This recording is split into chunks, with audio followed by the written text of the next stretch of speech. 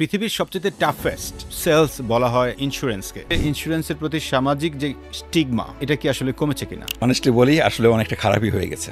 Insurance মানুষ আসলে বিশ্বাস করতে চায় না, ইভেন যে চাকরি করে সে নিজেই বিশ্বাস করে না। এটা আসলে একটা কঠিন বাস্তবতা ইন বাংলাদেশ। ইন্স্যুরেন্স ক্যারিয়ারটা আসলে আমার এরকম, যদি বলেন যে খুব পছন্দ করে এসেছি তা না। যখন অ্যাপয়েন্টমেন্ট লেটার পেলাম, আমার বন্ধু বান্ধব ফ্যামিলি কোথা থেকে আসলে পজিটিভ সাড়া পাচ্ছিলাম না।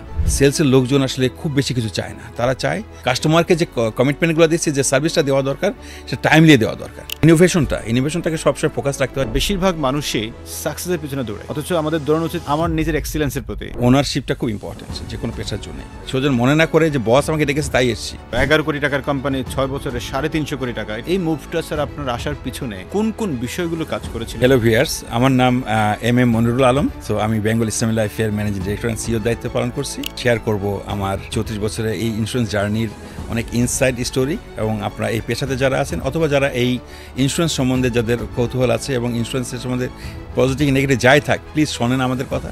আশা করি ভালো লাগবে।